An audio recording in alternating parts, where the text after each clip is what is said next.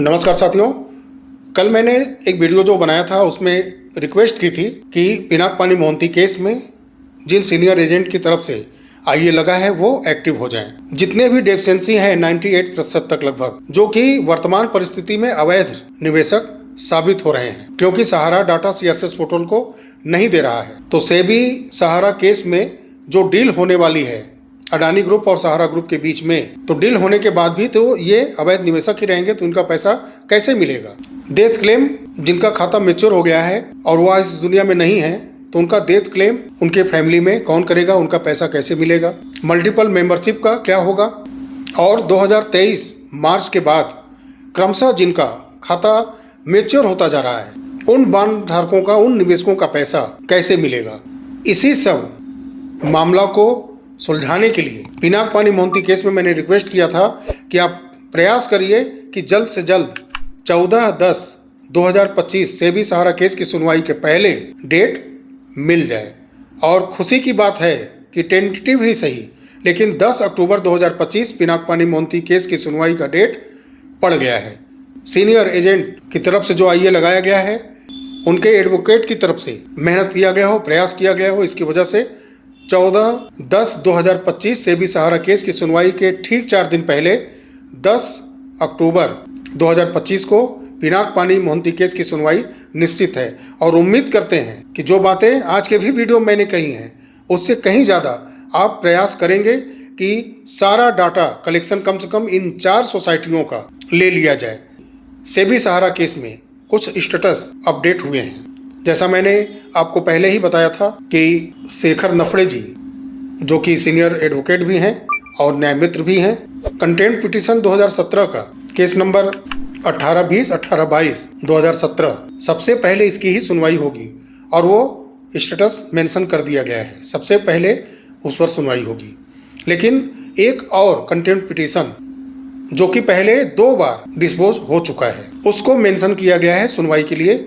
ये contempt petition सहारा India real estate, सहारा housing investment की तरफ से फाइल किया गया था साईं रेदम रियल्टर्स के डायरेक्टर्स के अगेंस्ट में, जिसमें 982.80 करोड़ रुपए की देनदारी तय की गई थी। इसके भुगतान के लिए यह कंटेम्प्ट पिटीशन सहारा की तरफ से लगाया गया था, जिस पर कि 29/3/2016 को आदेश जारी किया गया था।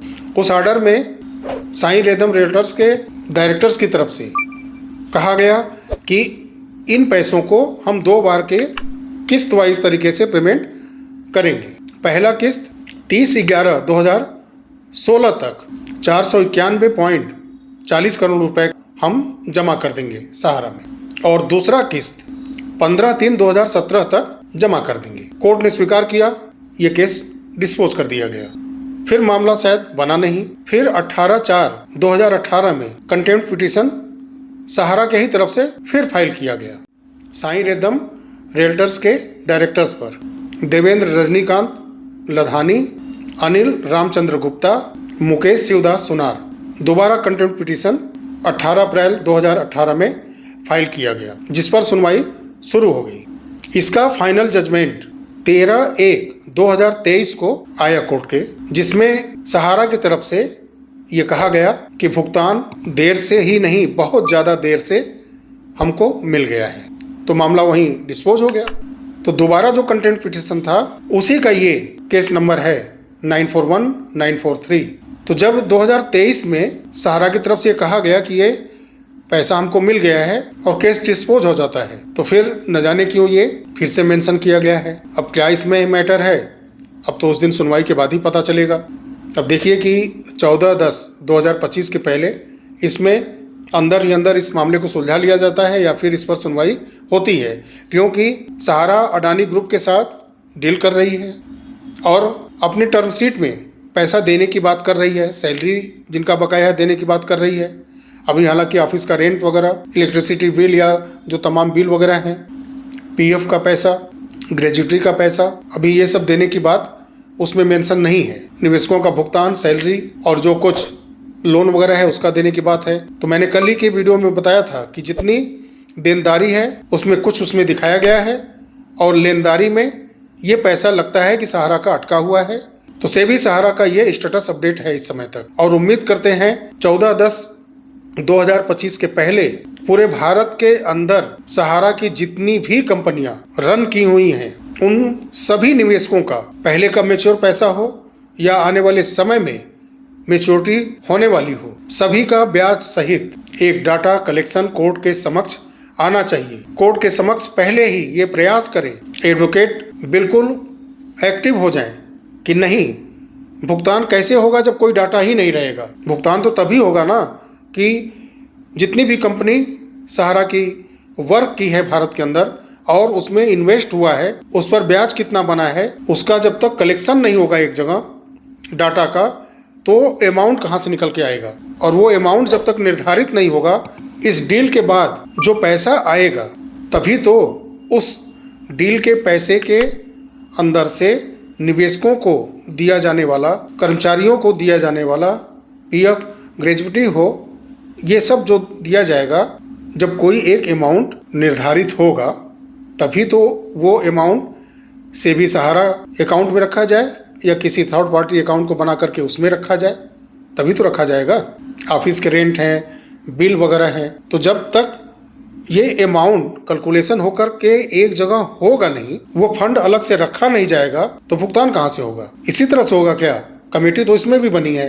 पिनाकपानी मोहंती केस में 100 में 98 लोगों का ये उदाहरण है कि 100 में 98 लोगों का पैसा नहीं मिला, अवैध निवेशक घोषित हो गए हैं, कोई सुनने वाला नहीं है।